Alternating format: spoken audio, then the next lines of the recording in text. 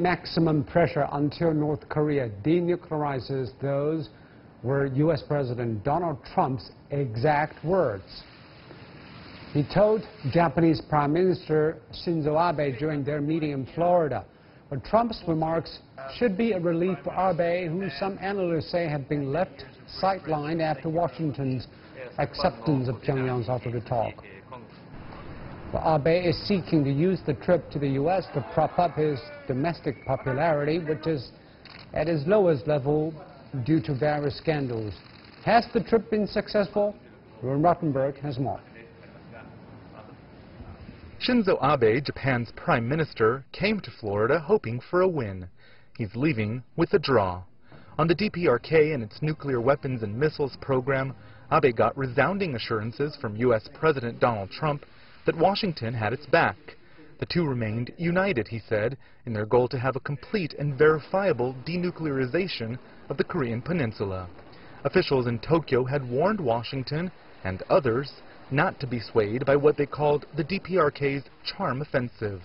Trump said he wasn't. If I think that it's a meeting that is not going to be fruitful, we're not going to go.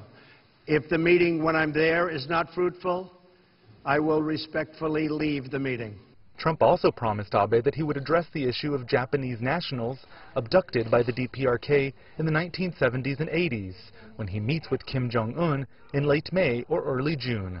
Again, a promise the Japanese leader came wanting to hear. But Abe and Trump remain divided over the issue of trade. Abe has spent significant political capital back home pushing for a 12-nation trade agreement, known as TPP, or the Trans-Pacific Partnership. It now has 11 countries. Trump pulled out of talks just 3 days into his presidency. Just days before Abe's visit, he suggested he'd be open to joining, then appeared to rule it out again. Meanwhile, Abe has faced criticism in Japan for not getting an exemption to recently introduced U.S. tariffs on steel and aluminum.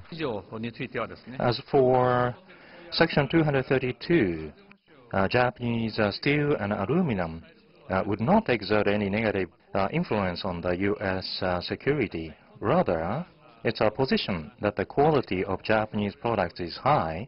Trump has tried to leverage the issue to push Abe towards a bilateral trade deal. If we can come to an arrangement on a new deal between the United States and Japan, that would certainly be something we would discuss. Aluminum tariffs and steel tariffs, and I would look forward to being able to, at some point in the future, take them off.